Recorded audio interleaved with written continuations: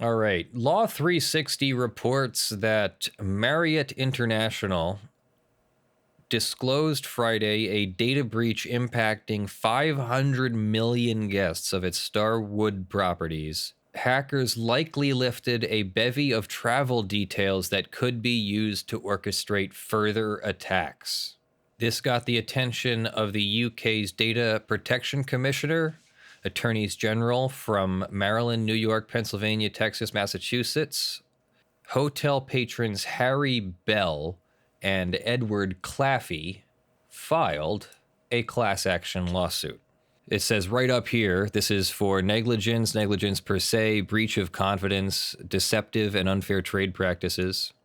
Marriott is one of the largest hotel chains in the world. Upon information and belief, approximately 500 million people have stayed at Marriott and Marriott-owned properties since 2014. As part of the reservation and booking process for staying at a Marriott property, Marriott's guests create, maintain, and update profiles containing significant amounts of personal information: names, birth dates, addresses, locations, email addresses, payment card information. For international travel, Marriott requires guests to provide passport information, including passport numbers. This passport information, along with the aforementioned personal information, is collectively referred to herein as PII. This case involves the data breach Marriott announced November 30th, 2018, where the personal identifying information of up to 500 million guests was exposed due to a flaw in Marriott's reservation system and databases back to 2014, allowing hackers and other nefarious actors to take over guests' accounts and siphon off information for unsavory and illegal purposes. They have filed a class action. I'm going to skip all of that and go straight to the factual background. In 2017, Marriott produced a report of brand-wide revenue totaling more than $1.3 billion for the third fiscal quarter ending September 30th, 2018. I'm going to guess that's a typo right off the bat there, right, everybody? In 2017, they produced a report of brand-wide revenue for September 30th, 2018. Whatever. Marriott is an American multinational diversified hospitality company that manages and franchises a broad portfolio of hotels and related lodging facilities and is considered the largest hotel chain in the world with 6,500 properties. Upon information and belief, Marriott collects, stores, and maintains the personally identifying information of all guests who stay at Marriott properties. Personally identifying information is very valuable on the black market. The types of information compromised are highly valuable to identity thieves. The names, email addresses, recovery email accounts, telephone numbers, payment card information, passport information, and other valuable personally identifying information can all be used to gain access to a variety of existing accounts and websites. Identity thieves can also use the PII to harm plaintiffs and class members through embarrassment, blackmail, harassment in person or online, to commit other types of fraud, including obtaining ID cards for driver's licenses, fraudulently obtaining tax returns and refunds, obtaining government benefits. A presidential report on identity theft from 2008 states that, in addition to the losses that result when identity thieves fraudulently open accounts or misuse existing accounts, individual victims often suffer indirect financial costs, including the costs incurred in both civil litigation initiated by creditors and in overcoming the many obstacles they face in obtaining or retaining credit. Victims of non-financial identity theft, for example, health-related or criminal record fraud, face other types of harm and frustration. In addition to out-of-pocket expenses that can reach thousands of dollars for the victims of new account identity theft, and the emotional toll identity theft can take, some victims have to spend what can be a considerable amount of time to repair the damage caused by identity thieves. Victims of new account identity theft, for example, must correct fraudulent information in their credit reports and monitor their reports for future inaccuracies, close existing bank accounts, open new ones, dispute charges with individual creditors. To put it in context, as demonstrated in the chart below, the 2013 Norton report, based on one of the largest consumer cybercrime studies ever conducted, estimated that the global price tag of cybercrime was around $113 billion at the time, and the average cost to the victim being $298. That number will no doubt increase exponentially after the PII of over 500 million users was leaked in the September 2018 data breach. I think it's supposed to be 500 because that's what they said. But it's 50 here. The problems associated with identity theft are exacerbated by the fact that many identity thieves will wait years before attempting to use the information they've obtained. Indeed, in order to protect themselves, class members will need to remain vigilant against unauthorized data use for years and decades to come. Once stolen, the information can be used in a number of different ways. One of the most common is that it is offered for sale on the dark web, a heavily encrypted part of the internet that makes it difficult for authorities to detect the location or owners of a website. The dark web is not indexed by normal search engines such as Google and is only accessible using a Tor browser or similar tool which aims to conceal users' identities and online activity. The dark web is notorious for hosting marketplaces selling illegal items such as weapons, drugs, and personal information. Websites appear and disappear quickly, making it a very dynamic environment. Once someone buys information, it is then used to gain access to different areas of the victim's digital life, including bank accounts, social media, and credit card details.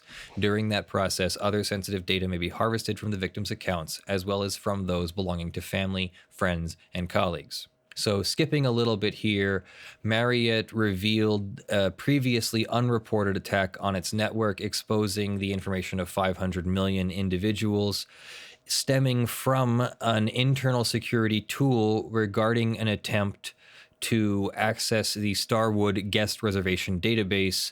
They quickly engaged leading security experts to help determine what occurred.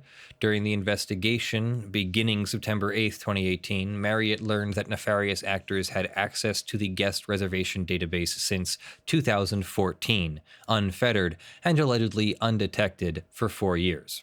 Of the 500 million guests who could have been affected, 327 million of the affected guests included some combination of their name, mailing address, phone number, email address, passport number, Starwood preferred guest account information, date of birth, gender, arrival and departure information, reservation dates, communication preferences, and other personally identifiable information. For some of the affected guests, additional information such as payment card numbers and payment card expiration dates was included. Despite their use of AES 128 encryption, the payment card numbers and expiration dates may have been compromised because the encryption method requires 2 components for decryption, and both may have been taken.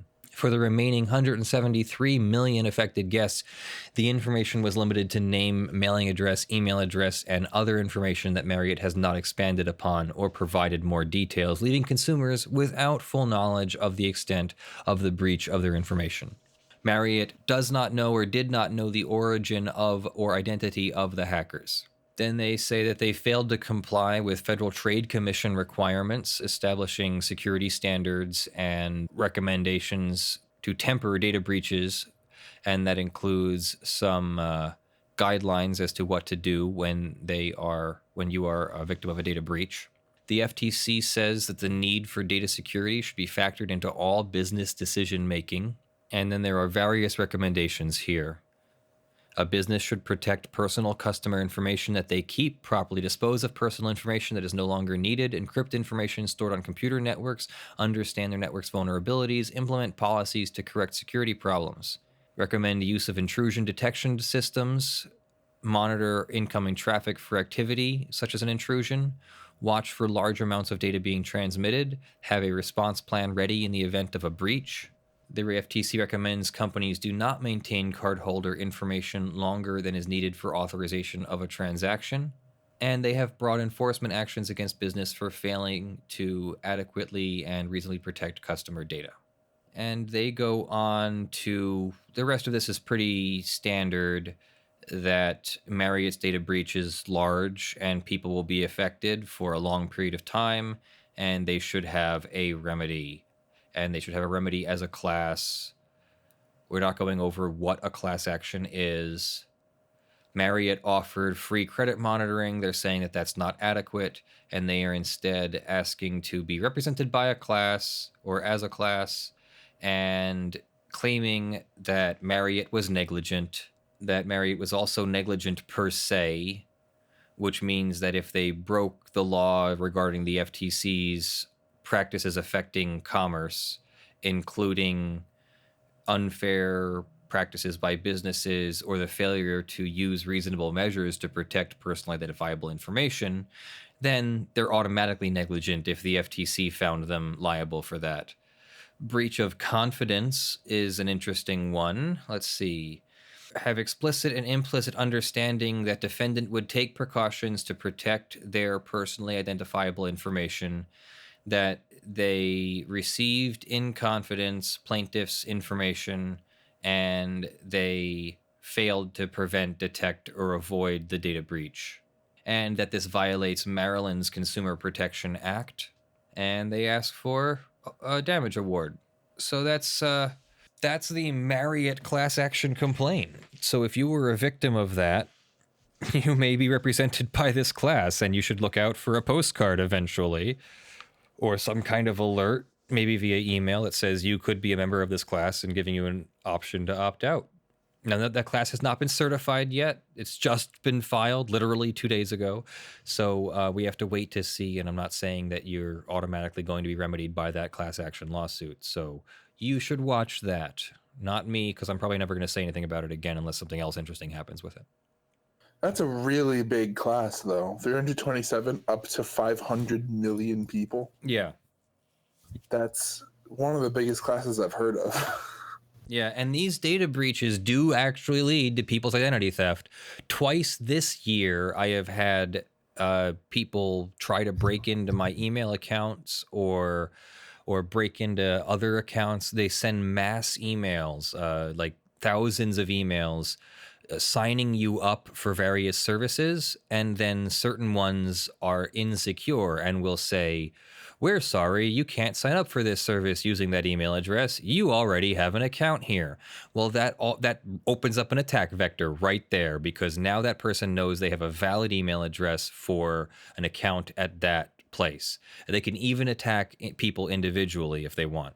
So in my case, they've gotten to my eBay account and they got into my Walmart account, and they ordered stuff on my debit card and sent it to me, which was weird. I caught it both times and canceled it super quick, and that wasn't even the worst kind of data breach or privacy breach. I think someone basically just got a hold of one of my passwords from a long time ago, and I had to go around changing all my passwords to something harder to guess.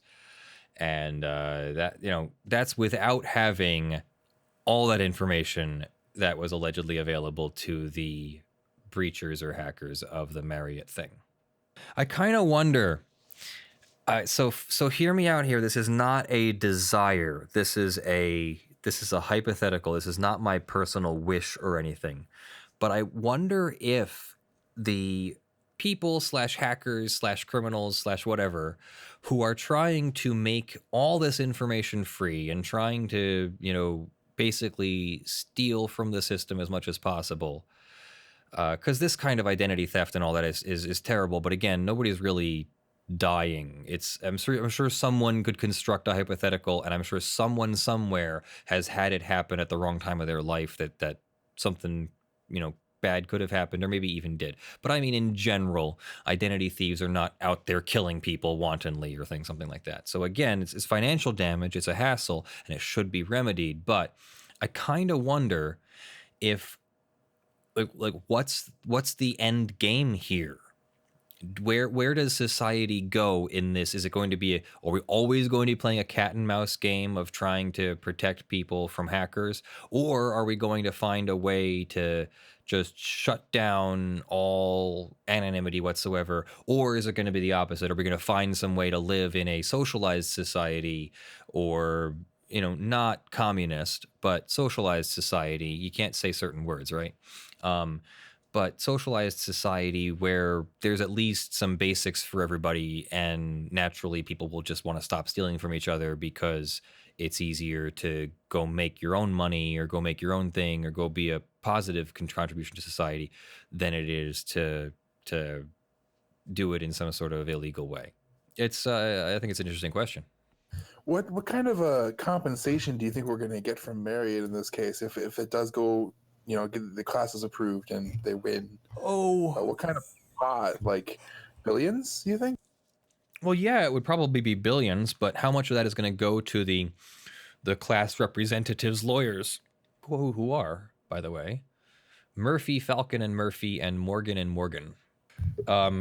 So yeah, after all that's paid, how much do I think each person is going to get? I really have no idea. Probably $100. Some of the numbers I've seen in the Equifax case, since I don't think you can sue Equifax as a class, or people haven't joined it. I don't know how that works. Again, not a class action lawyer, copyright lawyer, but people in Equifax have been getting between $3,000 and $8,000. And the reasons that they get that are some of the similar things we saw in the beginning of this. They're going to have to monitor their credit for years. So what you argue is, I've got to pay $30 a month for credit monitoring for at least 3+ years. Plus, I've got to take this time out of my life to do this. And yeah, they've been getting somewhere around $3,000 to $8,000 is where the average numbers that I heard. Okay, that's reasonable. Now, that doesn't mean that you would get that in this class action, though. I don't think Marriott could afford that. Yeah, you should. But yeah, let's take 327 million times $3,000 a person, even a minimum, and that's $9 billion. Yeah. Yeah, I have a feeling that while Marriott's in trouble, I don't know that Marriott can afford to pay you $9 billion. They're a big company. They're worldwide. They have lots of hotels, but I don't know. I'm going to guess that even if they sold a large number of their hotels, they would still have trouble paying you. $9 billion. Yeah. Because I'm thinking, like, what's the most expensive hotel building I can think of? It's probably like a $10 million building. That's still going to take a lot of $10 million buildings to sell to get to $9 billion. So this is another case where giving them this level of mass trust is just beyond human comprehension. I mean, the damage they can do is too high. At some point, I'm honestly waiting to hear that the U.S. government has been breached and everybody is going to find out what the government secrets are. Well, that happened. The OPM all the time, yeah. Remember? All the government employees got their information stolen. Yeah, exactly. But I mean, like, we're going to find out something more secret than that. It's just a matter of time for how inadequately humans protect their information systems. Yeah. I mean, in the terms of this Marriott breach, I think this is the kind of thing where it happened slowly over time, where people were giving their information. They didn't really consider the ramifications. But Marriott could never, in any universe, afford to pay, like, all of their customers what it will cost to fix it if the information is leaked. So even if we trust Marriott to the ends of the earth, this goes further than that. Should we trust them with all of this information, like, ever in any world? They can't afford to fix it if they mess up. I mean, for the really secure information for the government, they keep it, air gapped, so you can't get to it from the outside. So that helps a lot. Yeah. Thank you very much for joining me. That is our show. I do have the updated Patreon list here for you. Thank you very much to our Patreon supporters for the month of December. So thank you to Justin for a new $500 donation in the month of December. And thank you to the $50 plus supporters: Jonathon Doe, John Steele, Gavin Barnard, Kyle Mudrak, Eevi, Andy, Verement, Tayne, William Gonzalez, Michael Pearce, Terry Chris, Richard Fournier, who is Breakfast Demon on Twitch, Spirit Bear, Jan Negrey, JAXMerrick, Daniel Perez. Thank you very much for your support, and thank you to the rest of the supporters, the $5 plus supporters who've chosen to be named, are scrolling on the LED panel behind me. I did get you updated on the patron stream earlier today, so this should be all the correct names and everything. Anyway, love you all. I am Leonard French. Let's see if I can bring up anything new about Ilsa, because I uploaded these photos. Here we go. You saw the picture before. Yeah, I have to do this. That's her having broken out of her collar.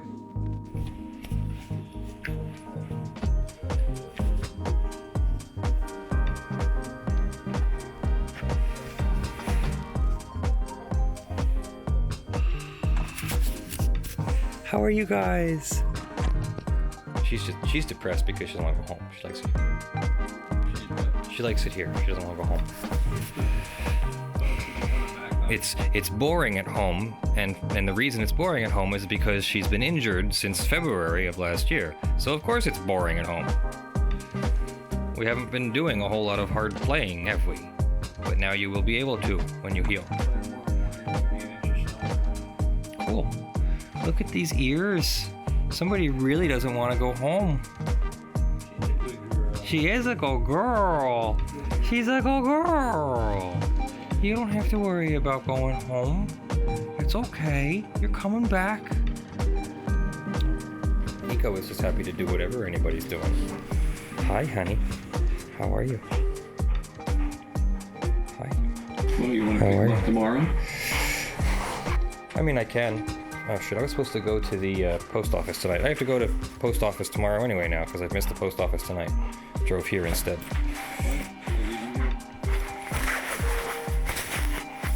Oh no, I really love them. So, thank you for joining me, and have a great week, great Sunday, great holiday season. Love you all. I am Leonard French, your favorite copyright attorney, and thank you to Kurt Mueller for joining us as well. Have a great week. Love you all. Bye.